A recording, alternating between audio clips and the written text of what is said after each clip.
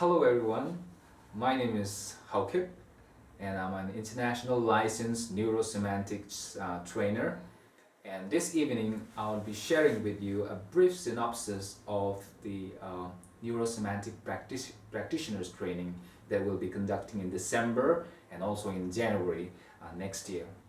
So I would like to have the pleasure of you spending a few more, maybe another 5-10 minutes to go through this synopsis with me as I present to you what are the things that we will be covering on the first day, second day, until the final 8th day. So from time to time I'll be using referring to my laptop to be able to give you those content pieces of information. So some of you, before I go, I would like to introduce the concept first. This practitioner's training is not just one certification. This is a triple certification event. First, you will be getting an Advanced Coaching Essential Certification from ISNS and also approved by MetaCoach Foundation.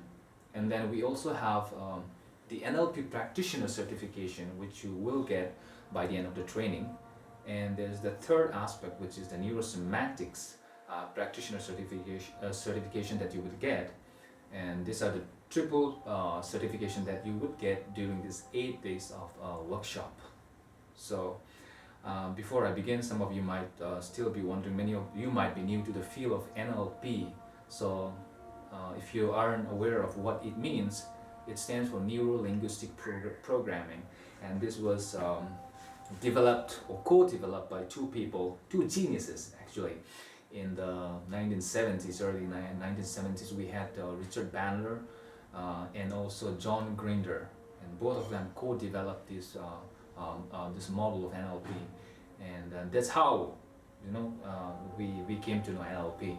And at the beginning there was no clear-cut presuppositions or principles or theories to back it up though, but then they came up with a model, the meta model, and in probably 1975, The Structure of Magic, the book was written, and then that's when people came to know about the meta models.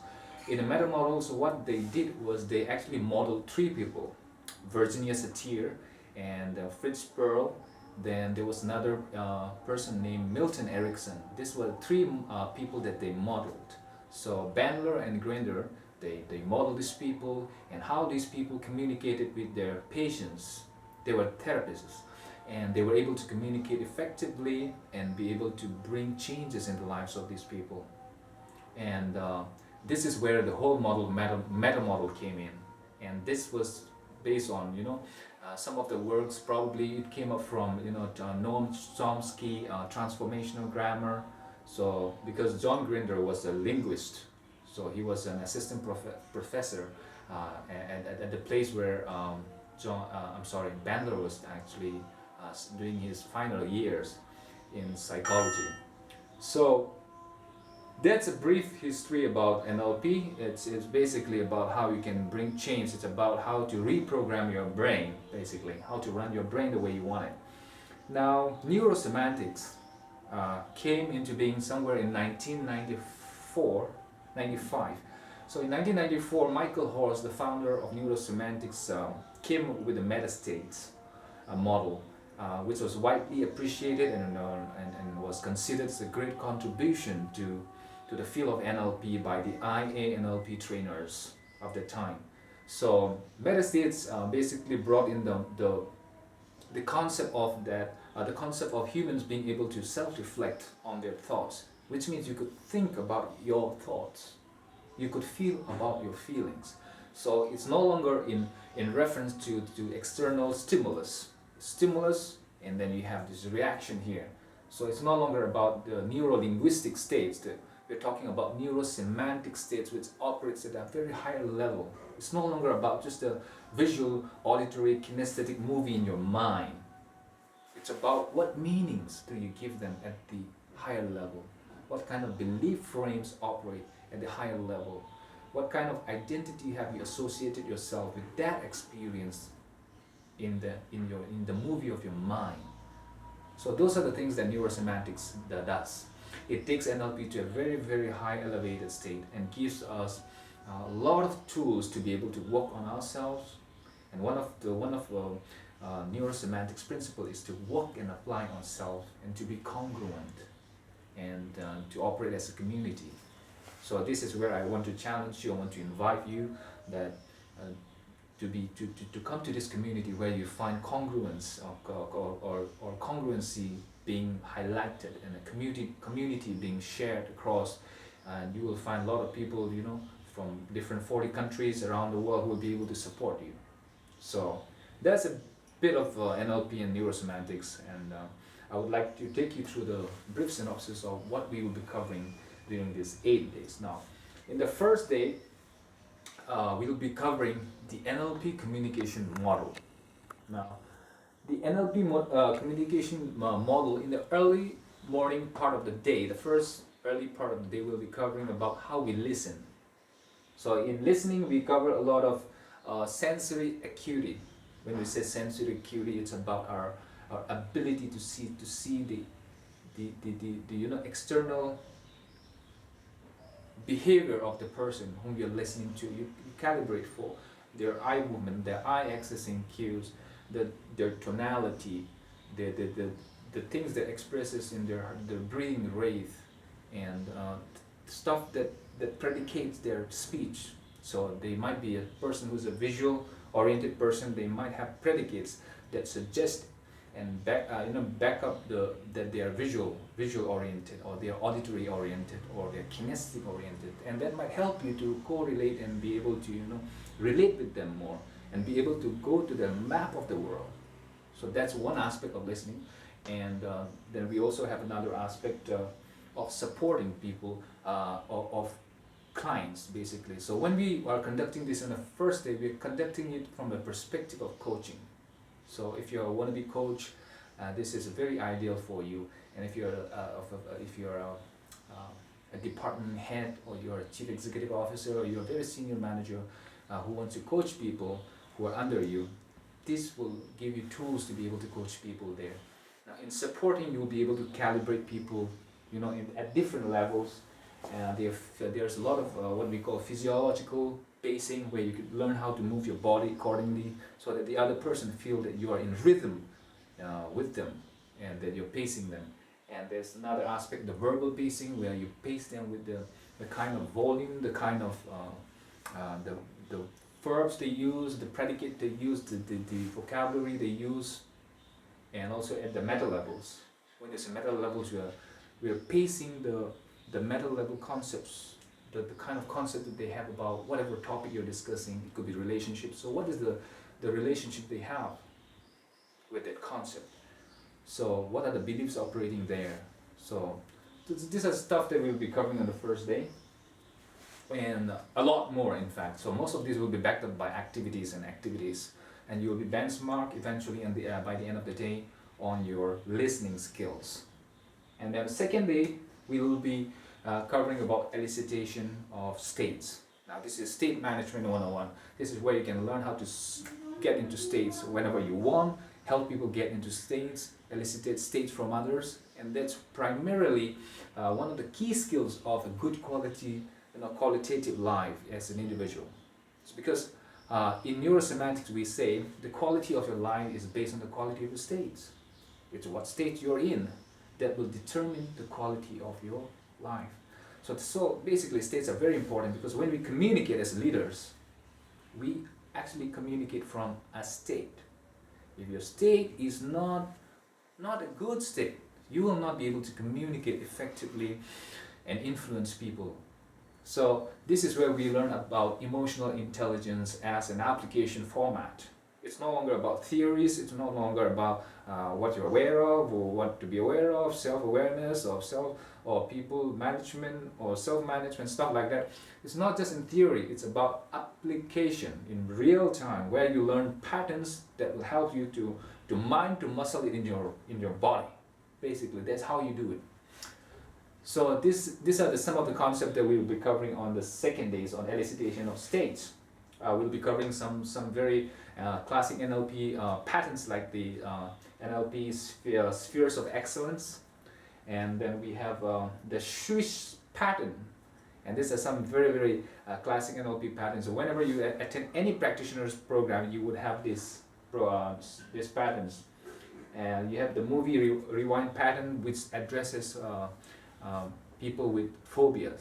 And like I mentioned, Swiss patterns, fears of excellence, these are ways to actually get into a state or be able to handle a lot of fears or anger or phobias or stuff like that, so that we are in absolute control of our emotions. That it's not our emotions running us, it is us managing and emoting to the right degree, to the right intent, to the right people, and the way we want. So that's what we'll be covering second day. And the later part of the second day, there's another aspect we'll be covering. It's about precision questioning. Now here, this is where we will get into meta model questions. A meta model question is about how to be specific when you coach a client, how to elicit people and to be able to chunk it down to at a very sensory level. So we see evidence. So we also use one of the model, what we call score model. It was started by Robert Dills. The score model was invented by Robert Dills. Here we have coaching model which we follow, and then there are a lot of questioning strategies that we utilize on this later part of the second day. So there's a lot of stuff there that will be covered there. A lot of questioning skills and meta questionings about when, where, who, with whom. So there will be a lot of challenging the map of the other person that you are going to be coaching. So these are practical application of coaching skills. So that's the part, basically what we'll be covering in the later part of the second day. Third day we have very interesting, one of the most exciting program, that's meta programs. Meta programs are basically the perceptual filters or lens through which you see the world. You have no other choice but to run those programs. So you have no other choice there. But you will operate out of those meta programs. You like it or not, you've got no choice. Because those are there in your neurology, you will behave out of those neurology and meta programs. And there are around 60 plus meta programs. And I tell you, leaders, especially leaders, if you want to know how to select people in your team, or if you want to coach people into getting into a better meta program, flexibility, this is a program for you. This is where you can read and figure out people so clearly. You can understand their personality. You can be able to define them. You can predict their behavior of what they will be going to be doing.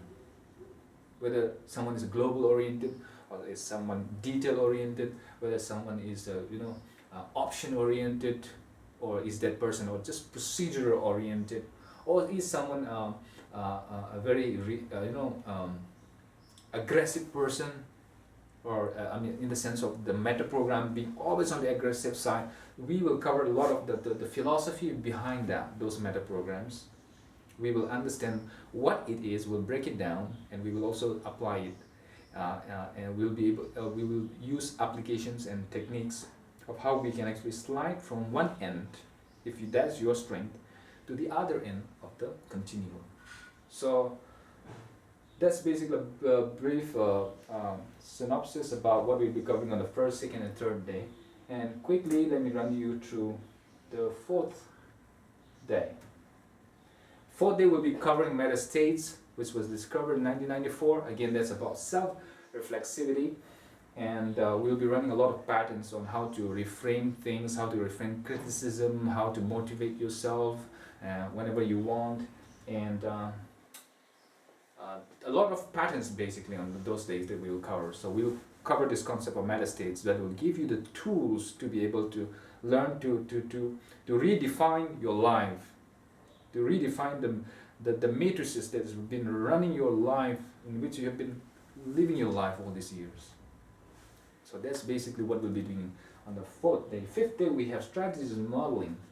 In strategies and modeling, what we do is we learn strategies to be able to tap into the unconscious mind of people who are good at what they do.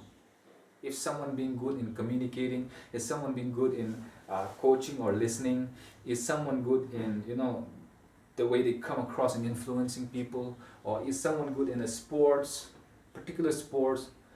So what we're trying to do is trying to model those critical skills and bring it out. So we give you the notational skill strategies, notations that we can help you to notate and write down the strategies of what is that person thinking in his mind, what is he speaking to himself, or what are the meta level beliefs that are operating in the back of his mind for him to be able to consistently do what he does best.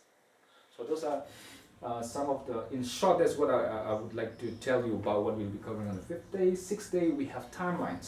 And 6th day and 7th day basically are all about timelines and meta states and how timeline can really affect the way you operate in the world. Because wherever your memory is, that's where, how much your memory is, whether it's in present or future or past, that's how it's going to affect your life. It's going to affect the way you behave and interact with people. If you're a past-oriented person, you always refer to the past for everything you do today or to decide to do tomorrow, whatever it is. It's going to affect everything, every area of your life. So timelines and meta states, those are the things that we will be playing around, you know, playing around and dancing around with on the 6th and 7th today. And this will powerfully enhance your life, and any emotional thoughts that are regressing, thoughts that are or emotions that are still holding you back, or past histories that are still, you know, very unpleasant things that are coming back to you and playing again in your movie and trying to destroy your life. What we do is we help you on the 6th and the 7th day to be able to do that. Now the final day basically is just a recap of what we will be doing, what we have been doing from the first day, and there will be an assessment on your competencies. You will be assessed and benchmarked on those areas of competencies that we have highlighted for you. So those are the things that will basically be covered. And those of you who want to be coaches and those who are already into training, who are people in the L&D department and people who are managers, senior managers, and having people under them, I would invite you to come and experience this. This is something that's got to be experienced. NLP can never be taught. It has to be done. And that's one thing I would like to leave you a note with. So if you want, you can come and join us this December 8th at Meadows with another trainer, Nelson Negi from Mumbai, who was the first ISNS Indian trainer. And we both will be co-training in December. And we have another one coming up in January, last week, 24th to 31st January, where I will be co-training with an Australian ISNS trainer, John Hunter Murray.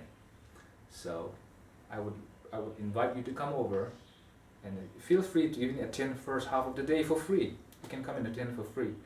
And you can just watch and see if it's the right thing for you to do, or else you can also check up on us on our sites to see if there are any free workshops that we will be conducting before the events. In fact, we're planning to do one in November. So if you do one, you have our email addresses and you have our phone numbers. You can always call us to know about the free workshops that we'll be conducting in the coming days.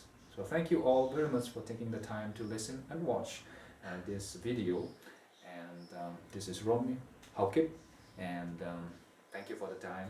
Thank you all. Good night.